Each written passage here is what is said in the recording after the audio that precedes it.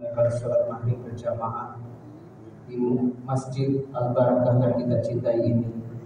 Semoga ibadah yang telah kita laksanakan dan sholat sunnah yang mengiringinya, yaitu sholat sunnah rawatib, menjadi bagian untuk menyempurnakan, menambah kekurangan-kekurangan sholat fardu.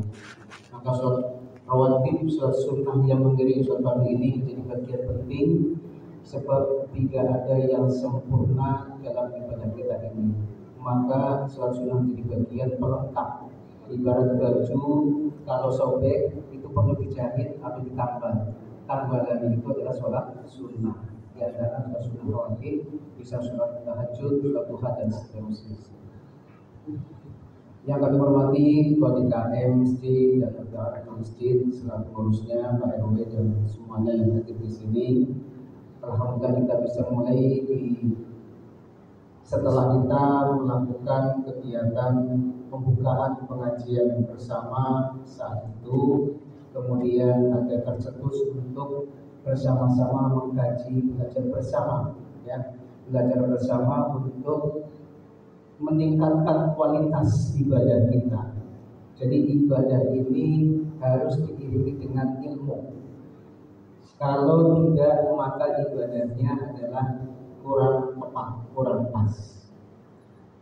Lantas apa yang akan kita lakukan? Saya mengusulkan ketika Ketua DKM Pak Haji Wayan datang ke rumah saya, Pak Haji Wayan, saya akan mencoba untuk memenuhi permintaan dari jamaah saat itu. Kita ambil satu kitab yang kecil tapi memang sudah muktamad, sudah kuat, sudah diakui dan dipakai di pesantren-pesantren. Yaitu kita akan membahas secara runtut, yaitu namanya kitab Fathul Qorib. Ya, kitab Fathul Qorib ini adalah syarah dari kitab Matan Takrib Abu Syuja. Ya, ini sudah ada syarahnya, jadi ada penjelasan-penjelasannya. Jadi judul kitab asalnya adalah Fathul Qorib Al-Mujib fi Syarhil Al-Fad Al-Takrib atau Al-Qawi Al-Mukhtar fi Syarhil Ghayatil Ikhtisar. Nah, ini nama kitabnya ini, dan biasanya ketika saya belajar di pesantren itu disuguhinya tingkatan kedua ini. Jadi tingkatan paling pertama kan sangat kecil sekali, tapi saya ambil tingkatan yang kedua ibarat tangga, ini saya ambil tangga yang keduanya. Ya. Dan ini kitab yang bermadhab Syafi'i.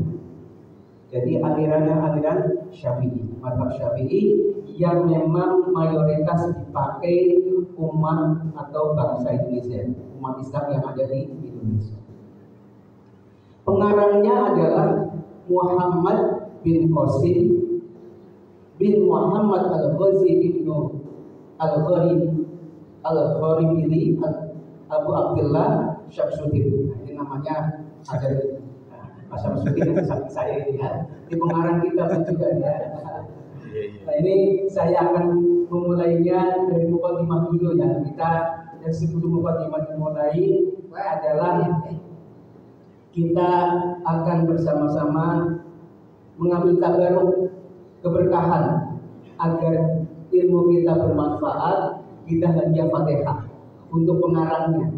Jadi biasa yang kami dapatkan oleh kiai-kiai di pondok itu, sebelum membaca kitab yang kita pelajari, kita hadiah Fatihah dulu untuk pengarang yang mengarang kitab ini, ya, ijazahnya, ya, yaitu Muhammad Al-Qasim bin Muhammad Al-Ghazi ibnu Gharibili Abu Abdullah Syamsuddin, ya.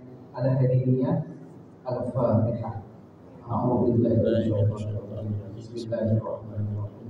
Alhamdulillahirabbil alamin arrahmanir rahim maliki yaumiddin. Iyyaka na'budu wa iyyaka nasta'in ihdinas siratal mustaqim siratal ladzina an'amta 'alaihim ghairil maghdubi 'alaihim waladdallin.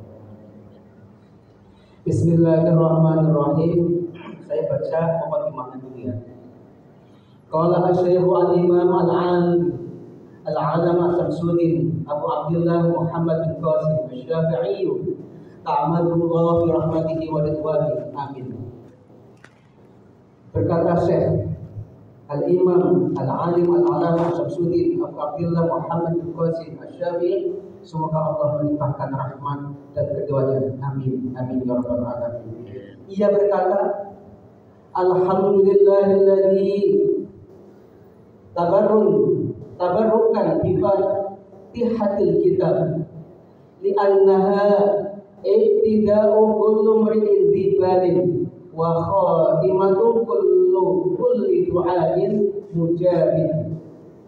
Seluruh pujian hanya milik Allah, memulainya dengan hamdalah karena berharap berkah, karena merupakan permulaan setiap urusan yang penting, penutup setiap puji yang dijabah, yaitu dari alhamdulillah. Jadi dimulai, kalau mulai apapun harus baca alhamdulillahirobbilalamin dan diakhiri dengan baca alhamdulillahirobbilalamin. Karena ini untuk bisa dijabahnya suatu perbuatan atau amal kita.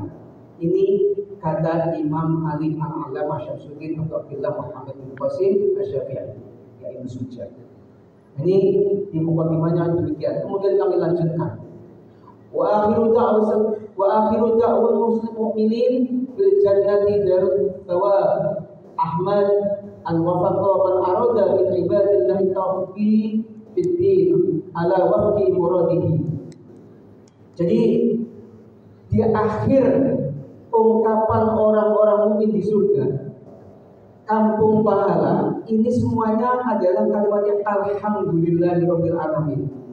Kemudian aku memujinya yang telah memberikan taufik kepada setiap yang Dia kehendaki dari kalangan para hambanya untuk tafakuh, untuk mencari ilmu fikih, ilmu yang bermanfaat, ya.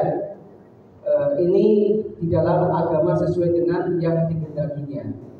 Maka may yuridillahu bihi khairan yufaqihu fid-din wa ala alihi wa sahbihi muddatun dzakiriin wa safil ghafirin. Maka barang siapa yang Allah kehendaki kebaikannya, maka dia Allah akan memahamkan pada agama. Ini adalah dalam kitab Sahih Bukhari, ya, pada nomor hadisnya nomor 71, dan di Sahih Muslim ini terdapat pada nomor hadisnya 1037, ya. Bagus sekalian, ini mukadimah cukup panjang, tapi saya biar mengharapkan barokahnya, kita membacakan mukadimah minimal satu paragraf, satu kalimat lengkapnya saja, yaitu doa, itu hamdalah yang menjadi bagian untuk keberkahan belajar dari kitab Fathul Qorib ini yang akan kita lanjutkan. Sebenarnya kalau kami ringkaskan mukadimah ini, awalnya kitab takrib ini singkat, ringkas. Kemudian banyak permintaan saat itu, ya, zaman dahulu. Jamaah kira-kira begini. Bagaimana kalau dijelaskan lebih rinci sehingga kami paham? Permintaan cukup banyak, akhirnya dikabulkan dari kitab takrib yang sangat tipis sekali. Kemudian dijelaskan kembali, namanya syarahnya, namanya Fathul Qorib, syarah penjelasan daripada kitab takrib. Nah, ini saya tidak akan bacakan mukadimahnya yang cukup panjang. Saya langsung pada persoalan yang mulai fikih. Biasa belajar fikih ini mulainya pasti mulai dari toharoh. Nah, ini toharoh juga menarik, ya. Nanti bisa kita sama-sama dialog ataupun nanti kita saling diskusi kalau ada pertanyaan-pertanyaan. Tapi ini acuannya ini, saya akan melanjutkan mulai dari toharoh sampai akhir kitab ini, beberapa bab, ya. Bukan dari toharoh, kemudian sampai sholat, sampai puasa, sampai zakat, sampai muamalah pun dijelaskan nanti di sini, apakah hukum daripada jual beli, kemudian hukum yang lainnya apakah riba dan seterusnya. Ini dijelaskan secara rinci dalam kitab Fathul Qorib ini, dan ini singkat dan ringkas. Saya mencoba untuk fokus kepada satu madhab, satu pendapat saja, ya, biar kita lebih fokus dan gampang kita pelajari.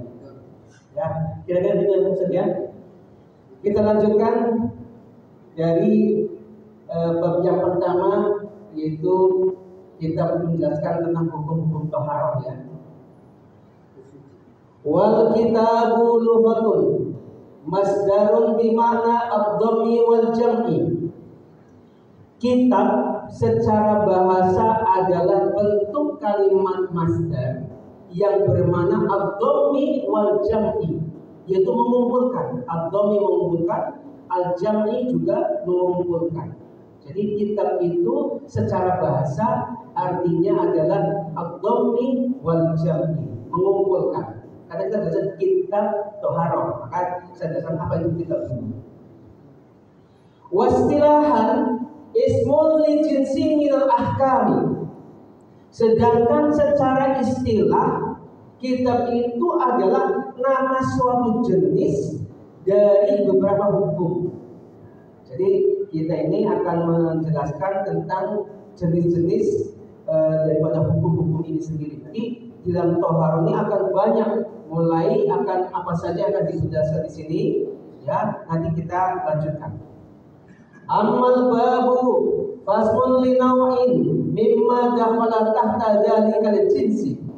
Adapun bab adalah nama bagi satu macam yang masuk di bawah cakupan jenis hukum tersebut.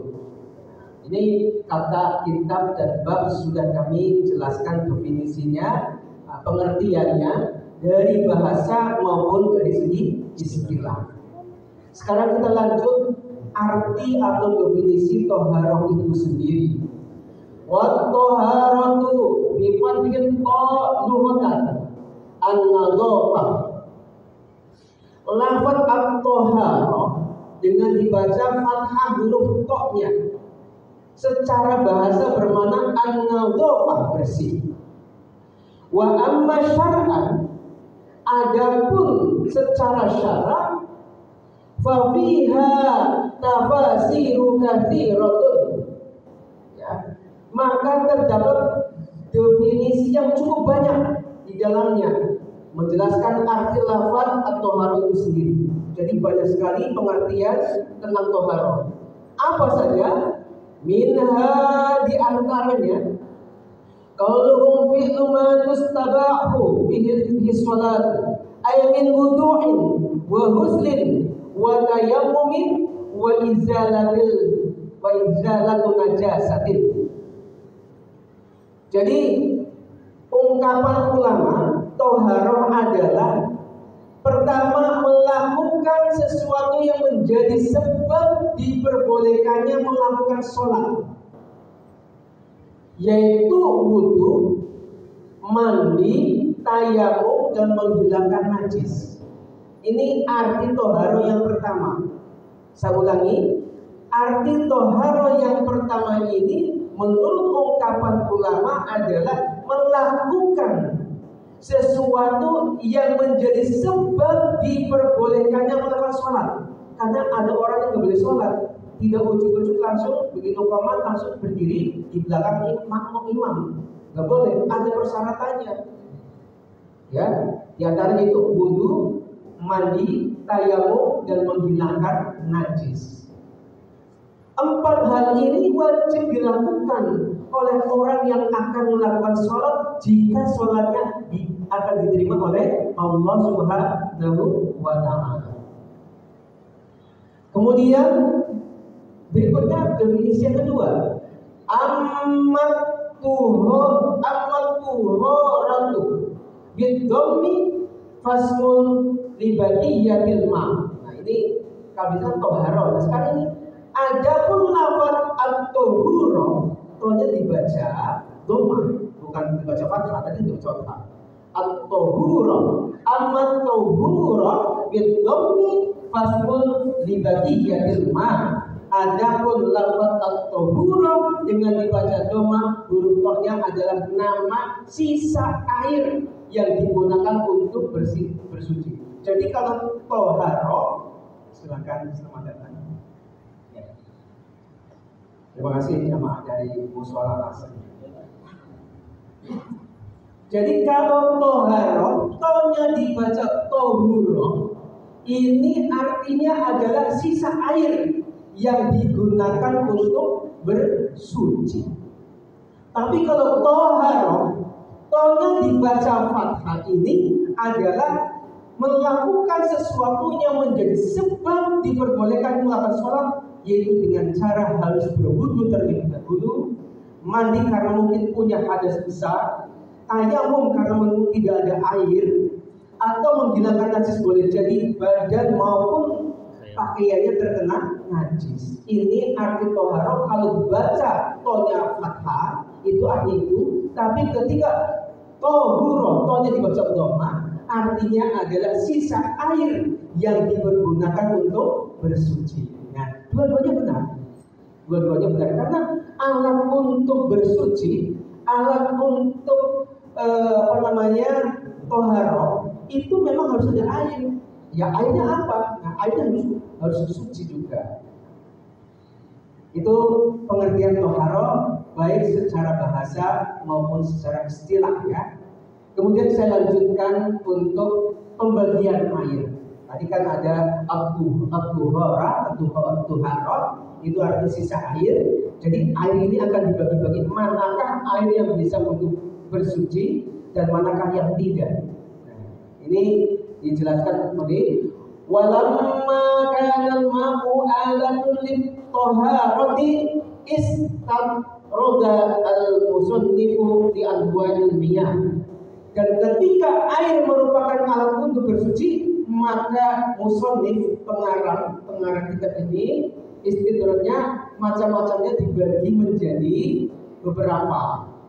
Faqala al-miyahu allati yajuzu, maka dia berkata air yang boleh adalah ayusihut at-tadhiru biha sab'umiyah, yaitu maksudnya sah digunakan air yang boleh ya, maksudnya sah digunakan untuk bersuci ada 7 macam air ya. At-tadhiru biha sab'umiyahin, ada 7 macam air yang bisa dipergunakan untuk bersuci. Air ma'us samai, yang pertama adalah air yang turun dari langit ya, air langit. Maksudnya adalah air an-nazilu minha, air yang turun dari berarti hujan. Ya, bagus. Wa huwal mataru, ya, itu hujan. Wa ma'ul bahri, yang kedua adalah air laut, ya, air laut. Air laut itu air asin ya, boleh untuk bersuci. Kalau di laut kita jalan-jalan ke pantai, ke Carita misalkan ya, kan sering bisa lihat kalau habis lebaran gitu ya, itu pada jalan-jalan ke Carita itu ya. Wah, mau sholat tapi gak ada air, air banyak banget kok. Air laut berwudu boleh, walaupun asin, ya, walaupun asin. Kemudian yang berikutnya adalah ma'un nahri, yaitu air bengawan atau air sungai, ya, air sungai. Wa ma'un nahri, air al-hulqu, yaitu air tawar maksudnya di sini. Air hulqu yaitu air tawar. Berikutnya adalah wa ma'ul bi'ru, ya, wa ma'ul bi'ru atau ma'ul bi'ri itu apa kan, yaitu air sumur. Kita sudah paham air sumur, sudah bisa jelaskan. Wa ma'ul aini, dan berikutnya air sumber atau air ya. Wa ma'ul salji, dan air salju. Nah, boleh jadi kalau di kita mungkin tidak familiar air salju ya, tapi kalau di Eropa di sana ketika musim dingin itu air salju yang banyak. Air-air biasa itu jarang didapatkan. Maka air salju boleh juga untuk bersuci. Gimana caranya? Ditempelkan air salju itu, nempel pada telapak tangan, sudah basah, bisa langsung diusapkan. Nanti kita jelaskan pada berikutnya. Ya. Kemudian wa ma'ul barodi, dan air embun. Nah, kita embun banyak. Terkadang boleh jadi pas lagi jalan-jalan ke puncak misalnya, ya. Kok nyari sumur susah, mati listrik semuanya bingung. Ini mau sholat subuh bagaimana nih? Mau tayamum nyari debunya susah karena di puncak gitu ya. Jangan usah bingung. keluar ada daun teh, ada maksudnya debunya tuh rumput, tinggal diusap embunya itu bisa untuk berwudu. Ini jadi Islam itu mudah, tidak menyulitkan. Dimanapun, mau di Eropa yang adanya ada salju, air juga susah. Jadi sana air juga susah. Ketika saya ke sana ke Inggris, itu air susah banget, mahal, lebih mahal daripada di Indonesia. Nah, cuma murah banget, malah gratis ya. Lebih mahal daripada di Arab Saudi. Sana mahal banget air. Ketika musim panas juga susah. Ketika musim salju lebih susah lagi. Ini luar biasa sana. Maka gak usah khawatir, bisa dipergunakan untuk air salju maupun embun dan seterusnya, bisa untuk bersuci. Nah, kemudian Tumaniyahu tanqasimu ala arba'ati aqsamin. Kemudian air terbagi menjadi 4 bagian dari 7 tadi, ya. Itu sudah pasti, sudah air yang bisa dipergunakan. Tapi dalam pembahasan ini nanti akan ada 4 air yang macam-macamnya nanti akan saya jelaskan. 4 macam air itu yang pertama adalah ahaduha, salah satu yang diantaranya pertama tahirun, yaitu air yang suci, ya, fi nafsihi, zatnya, mutahhirun, dan bisa mensucikan li ghairihi, pada yang lainnya, ghaira makruhin, ya, dan tidak makruh isti'maluhu, dipergunakannya, ya. Wa huwa al-ma'ul mutlaq, yaitu adalah air mutlak atau air bebas, ya, an qaidil lazim, yaitu dari qaid atau ikatan nama yang lazim atau menetap. Jadi 7 macam air yang disebutkan itu namanya air mutlak, ya, mulai dari air hujan, ma'ul matori atau ma'ul minas sama, kemudian al-bahru, air laut, ya. Kemudian ada air sungai, kemudian apa lagi? Air sumur, mata air, kemudian air sumur, terus air salju dan embun. Iya, luar biasa. Itu namanya air mutlak, ya. Itu adalah boleh dipergunakan untuk bersuci, baik mandi, wudu maupun yang lainnya. Diminum apa lagi? Ya. Yang kedua, wasani, dan yang kedua tahirun fi nafsihi mutahharun. Yang kedua adalah air yang suci zatnya, ya, bisa mensucikan li ghairihi, pada yang lainnya, makruhun isti'maluhu, dan makruh menggunakannya fil badani, ya, pada badan, wala fi thawbi, tapi tidak di pakaian. Makruh dipakai untuk di badan, tapi kalau untuk mencuci baju, mencuci sarung, mencuci celana enggak makruh. Yaitu apa? Wa huwa al-ma'ul musammas, yaitu air musammas. Apa itu air musammas? Ay al-musakhkhanu bita'thiri asy-syamsu fihi, yaitu air yang dipanaskan dengan pengaruh sinar matahari. Jadi air yang dipanaskan oleh pengaruh sinar matahari, misalnya kita punya toren di atas, ya, kemudian kena matahari. Tapi ini saya jelaskan dulu, toren kita hampir-hampir akan di atas itu, ya, panas. Gimana nih? Celana jangan salah pengertian nih, ya, pengertian. Saya jelaskan dulu biar tahu jelas, ya. Wa imma yukrahu syar'an bikutri harin fi ina'in muntabahin illa ina'in naqdaini li sofai jauharin bima.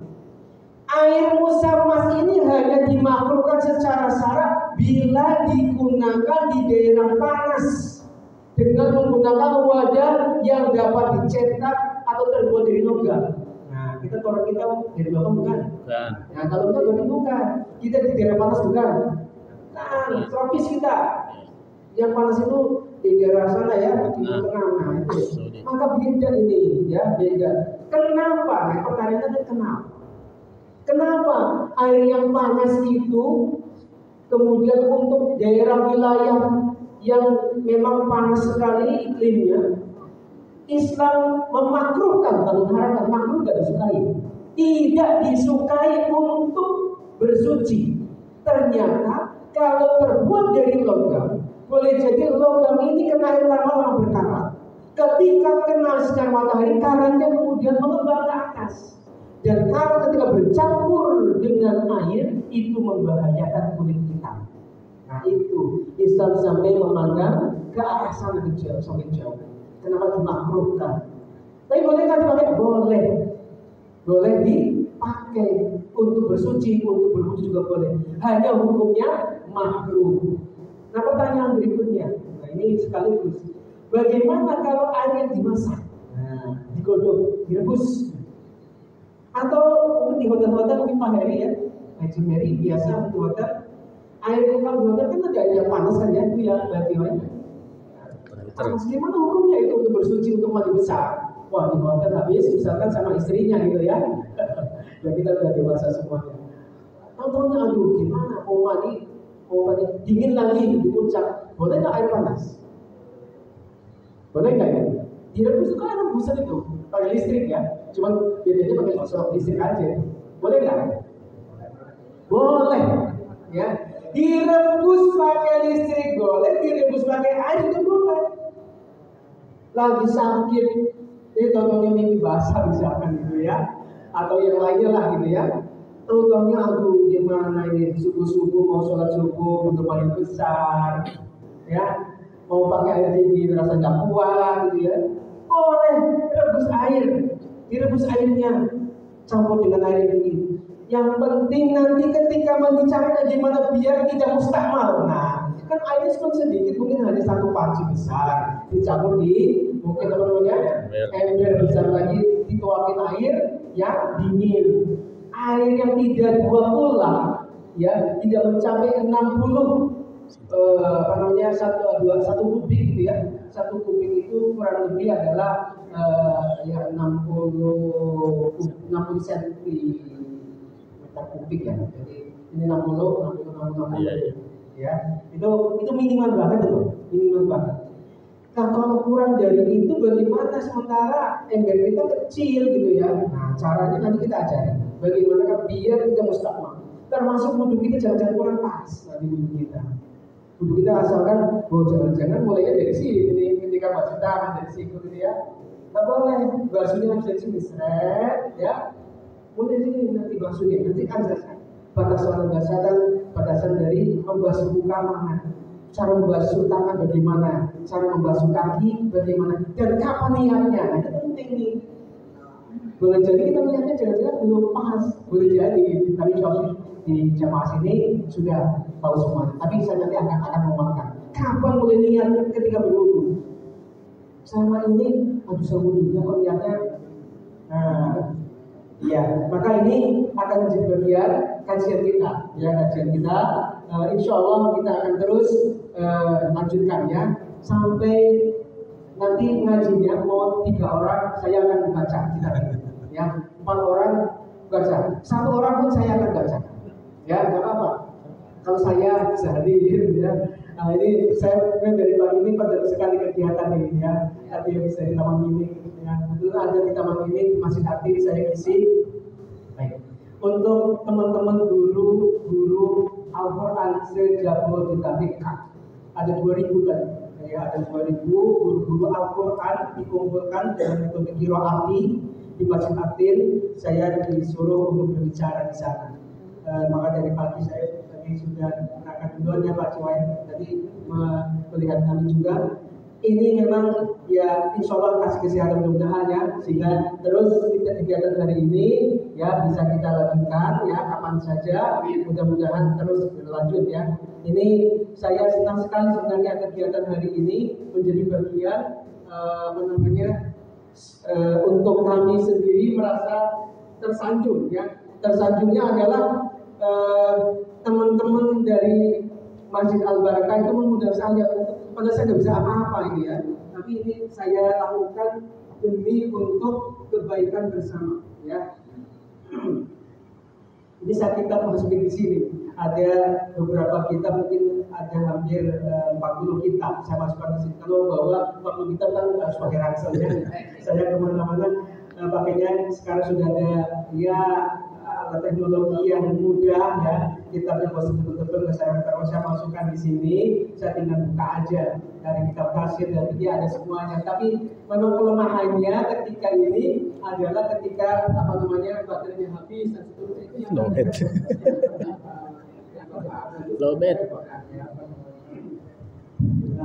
Benar saja saya nggak ngecek, baterainya jangan terlalu habis. Tapi nggak apa-apa. Ya.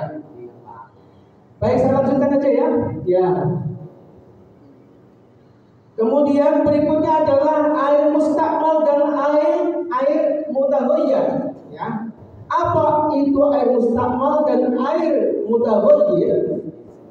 Ya. Wal qismus tsani, dan bagian yang ketiga, wal qismus tsani, dan bagian yang ketiga, tahurun fi nafsihi ghairu mutahhirun li ghairihi, yaitu air yang suci zatnya namun tidak bisa mensucikan pada yang lainnya. Ya. Air yang suci zatnya namun tidak bisa mensucikan pada yang lainnya. Air itu suci tapi nggak bisa untuk bersuci, kira-kira begitu ya. Nah, itu apa itu? Bahwa al-ma'ul mustakmalu, yaitu air mustakmal fi raf'in hadis, fi raf'il hadas, ya. Jadi yaitu air yang sudah digunakan untuk menghilangkan hadas, atau izalatin najsin, atau sudah untuk menghilangkan najis, bekas untuk menghilangkan hadas, bekas wudu misalnya, air wudu, ya habis berwudu kemudian airnya ditampung di bak, ya itu air suci juga, tetapi tidak bisa bersuci lagi, nggak boleh berwudu lagi. Itu jadi bekas wudu itu suci, ya. Kalau kita memang badannya itu bersih, nggak ada najisnya, ya itu bekas wudu ditampung lagi. Kalau memang nggak ada air banget, itu boleh ditampung lagi. Oh, dimasak boleh sih, boleh untuk diminum boleh, kan sudah mati bakteri. Tapi kalau air tadi dipakai lagi untuk misalnya wudu orang lain lagi, itu ya nggak boleh, sudah bekas. Atau air yang sisa untuk menghilangkan najis, nah itu baru tuh air yang sudah terkena najis, itu nggak boleh, ya sudah tidak boleh dipakai lagi. Karena apa? Karena sudah berubah zatnya, ya sifatnya dan zatnya, sifatnya dan ukuran juga akan bertambah. Boleh jadi karena menghilangkan najis kan nanti ada tambah beratnya, ya. Mungkin kotoran-kotoran itu pasti akan bercampur, bertambah beratnya juga. Wajar kalau memang itu nggak boleh, ya. Sudah kena kotoran dan beratnya juga bertambah. Dalam bahasa fikihnya di situ adalah yazid wasduhu ba'da infisalihi amma kana ba'da i'tibarin ma yatayassaru al-mahsulu minal ma'i, ya. Jadi ini setelah terpisah dari tempatnya yang dibasuh beserta menghitung air yang diserap oleh tempat yang dibasuh. Ini artinya air mustakmal, bekas pakai, ada yang suci, tapi ada yang bekas pakai tidak suci. Kalau menggunakan nasi tadi tidak suci.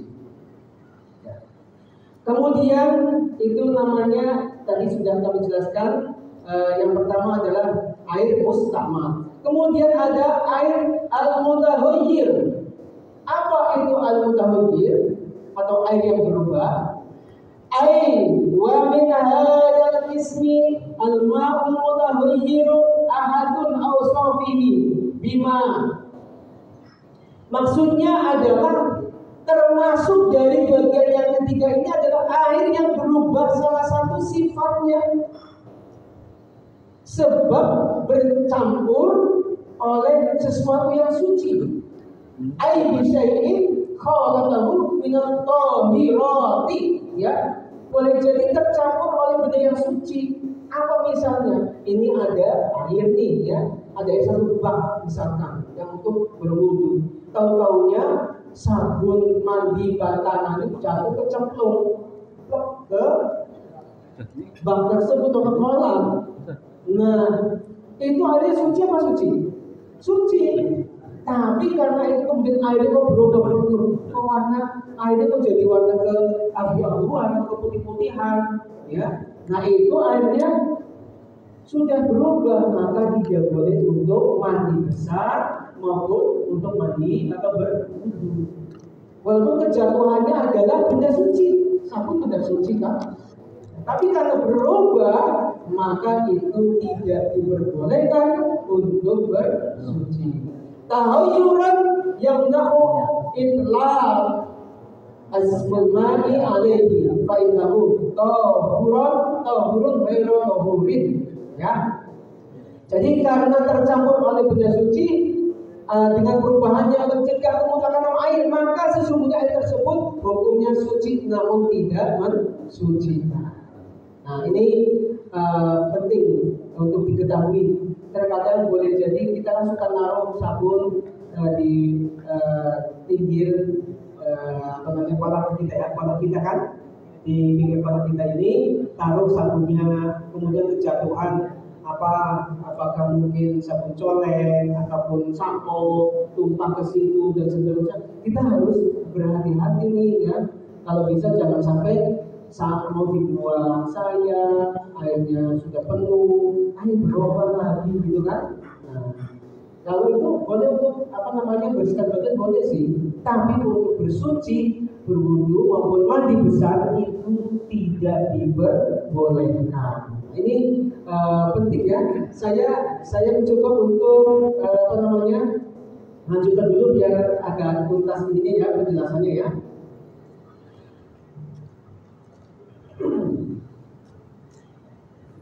Hisiyan kana tahayyuru aw taqdiriyan kana ihtalata bil ma'i ma yufiru fi sifatihi kama al-wardi al-munqati ar-raihati wal ma'ul musta'mal. Baik perubahannya itu nampak oleh indera, oleh mata kita, ataupun kira-kira saja seperti air yang tercampur oleh suatu yang sifatnya sesuai dengan sifat-sifat air, seperti air mawar yang sudah tidak berbau dan air mustakmal. Walaupun ini barangkali kalau kejatuhan bunga mawar misalkan ya, atau air mawar itu kan air berubah. Tapi kalau diambil kok bau mawar ya, itu nggak boleh dipakai.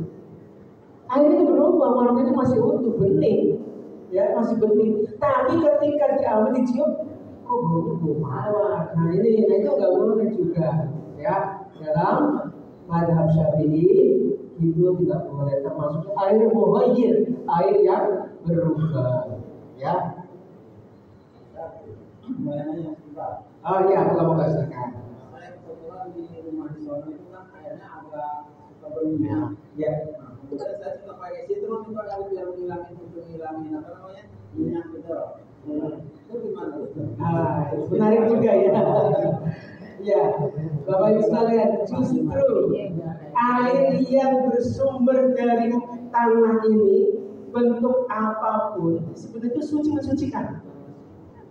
Walaupun kelihatannya mungkin asin ya, mungkin kalau daerah pantai Kapuk sana yang mungkin punya sumur biasa, tidak sumur yang disuling, itu bisa jadi air itu asin. Tapi Pak, ini kok airnya asin?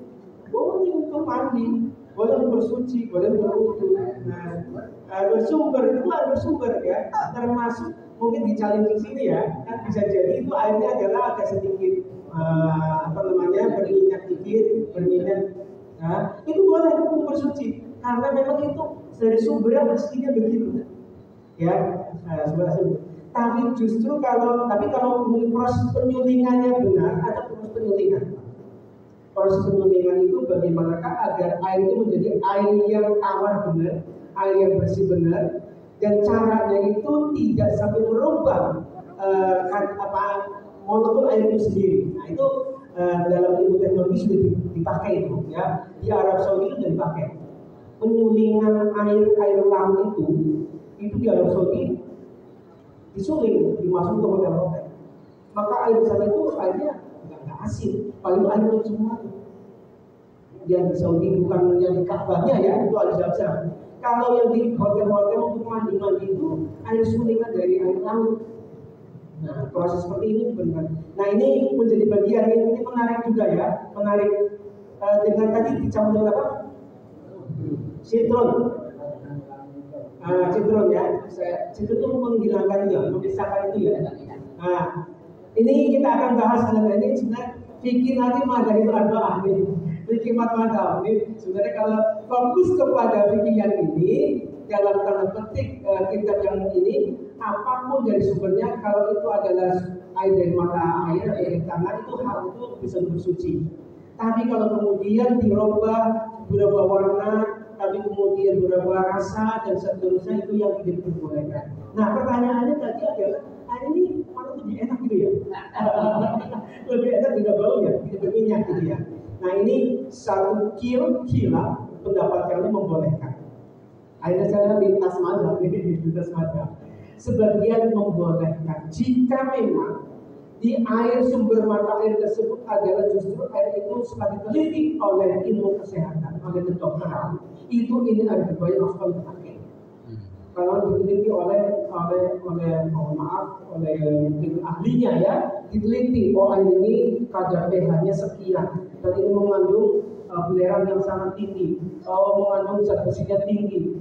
Kalau dipakai langsung bisa akan terjadi penyakit kulit dan seterusnya. Nah, ini kalau diteliti oleh ahlinya kemudian membahayakan, maka boleh dipakai. Nah, ini juga menjadi kajian dari kita. Ada air dari tanah, dari Allah, tapi karena kemajuan teknologi berkembang, oleh ahlinya diteliti air ini adalah air misalnya yang tidak sehat untuk dipakai di badan maupun di baju.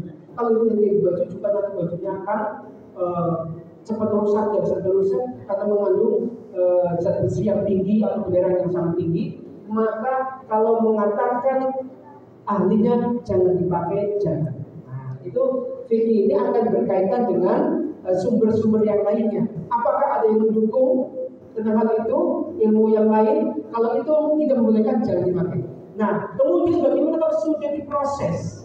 Kemudian air itu adalah air yang menjadi sehat, air yang menjadi bersih, dan tidak ada perubahan warna, tidak ada perubahan rasa, tidak ada perubahan air secara umum. Dan misalkan air secara umum itu air yang memang rasanya ya begitu, warnanya begitu, itu umum. Kalau tidak ada perubahan setelah disuling dan seterusnya, maka itu juga menurut ulama itu boleh dan sah digunakan. Seperti halnya yang di tanah suci itu airnya asin, tadinya agak asin banget kayak di sana. Tapi setelah disuling dan seterusnya kan menjadi air tawar.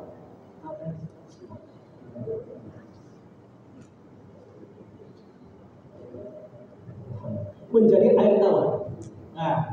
Nah ini dan itu boleh berguna untuk mandi dan seterusnya. Kira-kira saya berikan kias, analogi persamaannya adalah ketika air itu bisa digunakan dan saya berikan jawaban. Nah ini makanya air tawas itu kira-kira pengaruhnya itu seperti apa?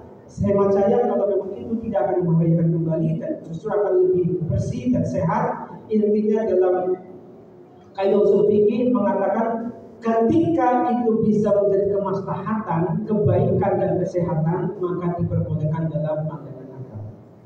Kira-kira begitu ya. Nanti sebenarnya kita akan buka dialog yang lebih luas lagi. Nampaknya harus semangat saya ya ini sampai batu-batu. Nanti saya mencoba akan bagi dua sesi penjelasan. Sesi berikutnya untuk tanya jawab ya. Karena ini waktu dari 30 menit sudah disediakan oleh Ustaz ya. 30 menit maka kita siap-siap untuk sholat bisa bersama ya, bersama. Alhamdulillah, mudah-mudahan mengawali kegiatan pengajian hari ini ada manfaatnya dan terus bersemangat untuk mengkaji dan belajar serta belajar ya. Nah ini saya tidak bisa apa-apa tapi